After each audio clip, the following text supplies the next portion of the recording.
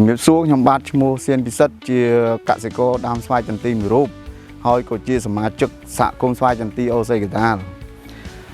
ថ្ងៃនេះខ្ញុំចង់ធ្វើការណែនាំពីការថែទាំស្វាយចន្ទីដើម្បីទទួលបានផលច្រើនដោយខ្ញុំអនុវត្តកន្លងមកទទួលបាន3តោនកន្លះក្នុង1ហិកតាបាទមូលហេតុដំណាំចន្ទីមិនទទួលបានផលច្រើនកត្តាទាំងនោះមានដូចជាការដាក់ជីបំពន់ការថែទាំដើមការតាក់តែងមែកមិនបានត្រឹមត្រូវការប្រើប្រាស់ថ្នាំកសិកម្មក្នុងការកម្ចាត់សត្វចង្រៃនិង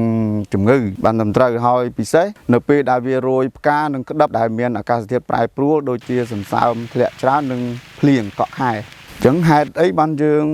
ចាំបាច់ត្រូវតែងមែកដោយសារតែស្វាយចន្ទីវាត្រូវការស្រឡះទើបវាផ្លែបានល្អកាលណាមែកនៅណែនស៊ុលទ្រុលធ្វើឲ្យវាជាជំរើកនៃសត្វល្អិតចង្រៃហើយពេលដែលមានភ្លៀងកក់ខែអីមកវាធ្វើឲ្យស្លឹកចន្ទីហ្នឹងវាក្រស្ងួតងាយនឹងឆ្លងពពួកជំងឺផ្សិតជំងឺអង់ត្រាណូសហើយនឹងជំងឺនៅកញ្ចុំផ្កាវាក្រៀមមែកដែលយើងត្រូវកាត់គឺមែកដែលនៅដុះខាងក្នុងដែលវានៅក្នុងម្លប់ទី1ទី2មែកដែលវាដុះជាន់គ្នាកើងគ្នាអញ្ចឹងអាកើងគ្នាហ្នឹងក៏យើងត្រូវកាត់ចោលដែរដើម្បីឲ្យវាស្រឡះបន្ទាប់មកមែកដែលអត់ប្រយោជន៍មែកដែលមានជំងឺវាមិនលូតលាស់ល្អយើងត្រូវកាត់ចោលពេលវេលាដែលយើងត្រូវតាក់តែងមែកស្វាយចន្ទីដែលល្អបំផុតគឺពេលដែលយើងប្រមូលផលហើយជាទូទៅក្នុងរង្វង់ខែ5ឬខែ6ហើយរបៀបក្នុងការតាក់តែងមែកនោះគឺយើងត្រូវកាត់មែកហ្នឹងឲ្យត្រឹមចិញ្ចៀនគល់មែកកាលណាយើងកាត់មិនដល់ទេវានៅវែងធ្វើឲ្យវាដុះខ្នែងស៊ុបទ្រុបច្រើនជាជំរើករបស់សត្វល្អិតហើយនឹងវាស៊ីជីអត់ប្រយោជន៍ហើយក្នុងការកាត់មែកស្វាយចន្ទីទៀតសោតមែកដែលធំអញ្ចឹងមែកដែលធំយើងត្រូវ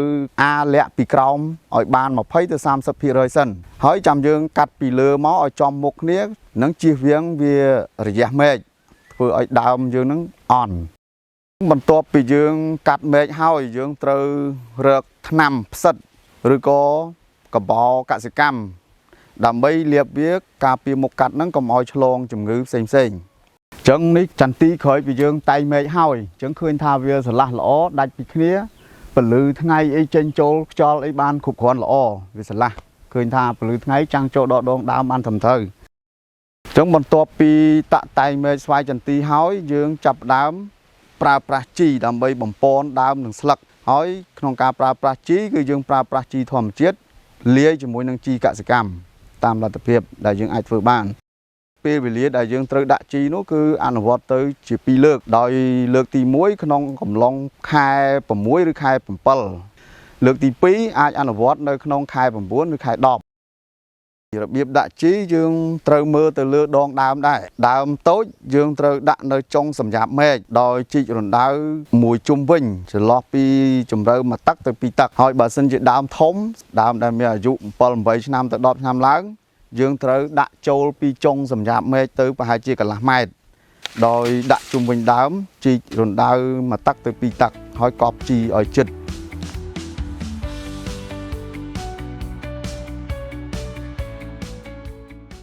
ខ្ញុំសូមថ្លែងអំណរគុណយ៉ាងជ្រាលជ្រៅដល់រាជរដ្ឋាភិបាលដែលតែងតែជួយគាំទ្រដល់កសិករតាមរយៈក្រសួងកសិកម្មមន្ទីរកសិកម្មនិងកម្មវិធី Aspire AT